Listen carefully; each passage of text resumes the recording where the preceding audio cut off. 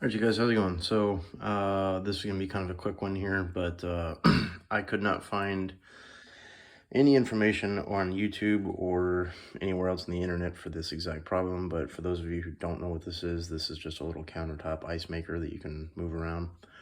This is normally the one we keep in the house, but it died, and we took the one from our RV in the house. So this is gonna be our new RV one once I get it fixed. But basically, this is what was happening whenever we turned it on. And there is water in there. You see it floating around. Don't judge me on the trash that came out whenever I was diagnosing it. So, but yeah, just sitting here, not doing anything. What the hell's the problem? So the first thing I'm thinking, of course, is the pump. But after I took the back cover off, and by the way, this is the brand that we have. It's Antarctic Star. There's the model number, all that stuff.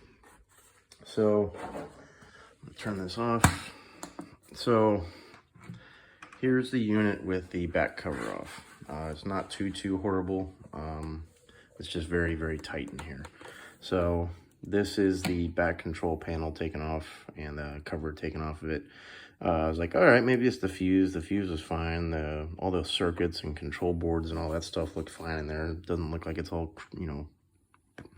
burn up or anything like that. So I'm checking all the ground wires and everything, making sure nothing's loose and everything looks fine. So then I get to looking at the side over here, and I see these two switches. And you see that little lever, and that's attached to the basket in there. So normally, whenever this thing is working properly, if it's powered off, this is how the basket should look. It's all the way back. And you can see little ice maker tubes for the Freon just sticking out. However, when I first tore mine apart, mine was sitting all the way up like this, stuck, not moving, not doing anything with power on. So I figured that might be the problem. So I'm like, all right, maybe if this, the sensor, the switches here are faulty, the ice maker doesn't really know where the basket is. So I took the wires off, shot resistance in there with the switches on and off. Everything checked fine. So then I went to the motor. And you can see how crusty and disgusting this is. This is not a sealed motor. So for future reference, be very careful on how you clean your ice maker. Because this is the piece that actually sticks into the basket to move it up and down. Sorry, excuse me. And I think just over time when I was cleaning it and everything, water got in there and corroded everything. So because you can see some water damage here, and you can see rust coming out of the bottom there and all throughout the shaft. So, and by the way, this mounts up right there.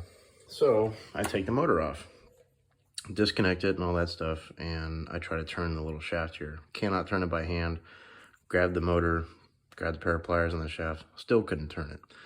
So then I grabbed my vice grips, holding it like this with one hand and grabbing my needle nose pliers, and I could finally turn this. So I'm like, all right, well, there's your problem. So, but to be completely sure, I wanted to test the circuit board to make sure that it was actually, commanding the motor to move. So you come back through here again, and just all you really have to do is just follow the wires. But that empty spade connector right down there, and that one, you can see where it says motor. So those two connectors I've put with my multimeter on, and you're going to want to use, and yours may vary, but this is just for my instance. This little sine wave right there means alternating current, and it runs on 110 to 120 volts of AC current. So I set my multimeter to AC, hit those two pins, turned it on, and I'm getting voltage. So I know the circuit board and everything's fine. And then I put these two spade connectors on my multimeter and put it on resistance, and it is 100% dead open. So I think the copper winding in the motor is completely gone, and there's no chance in hell of rescuing this. So you search this brand and this part number all over the internet, and all you're going to find is companies overseas. And with current, supply chain things, it's going to take months to get this little tiny throwaway motor in. So you go on Amazon, type in this company name and type in this model number, and a bunch of different little motors just like this pop up. The challenge is finding one with the shaft that's keyed like this, and then the so all three conditions here, right? So you want the shaft, you want the power rating that it's rated for, and you want the RPMs. So the closest one I found runs on 110 to 120. It has this shaft, however, it runs between 4.5 to 5 RPMs. So the only thing I can see different is my basket's gonna rise up and down faster. So if your ice maker's just sitting here and you turn it on and nothing's happening, that's generally what the fix is gonna be.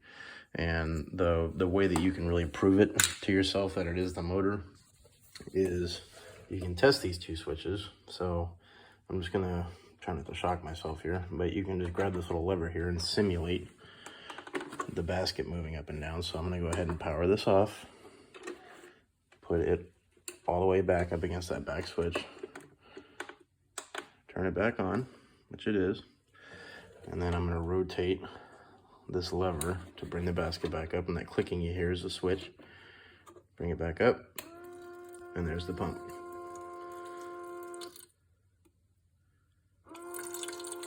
And now it's starting to fill the bucket up, and then eventually it'll run over this little overfill thing.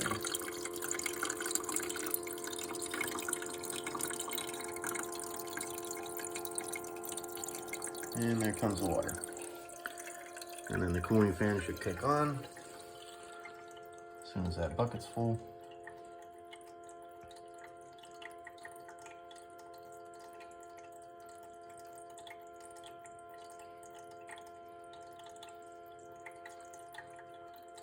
It's low on water, so there it goes. So now the cooling fan kicked on, and it's gonna start making ice. Now that's only because I'm holding it, so but yeah, you drop this back down, and obviously it's not gonna make anything anymore. So that motor was only about $12 to order. It should be here tomorrow. And but yeah, that's the fix for this exact problem. I've read of a whole bunch of other problems that these things can have, but like I said, I just didn't see any content as far as this exact break. So while you have this off though, it probably wouldn't hurt because this thing has gotten 1.5 years of literally constant use. This is the back of your basically heat exchanger. Think of this as a small air conditioning unit, and you can see some of that dust on the back side here. So the more and more this thing gets plugged up, just like an AC unit, it's not going to be able to cool as effectively. So while you have this back cover off, you might as well, you know, I would probably just pull that cooling fan off and then shoot some coil cleaner in there, and then maybe clean it off with like a little spray bottle of water or something. So just little things you can do to try to, you know, I'd rather pay $12 for this instead of throw this entire $120 ice maker away. But I guess that's where we've come as a society, is just to throw it away instead of fix it. So, but yeah, that's the issue, and that's how to fix it. So I hope this helps.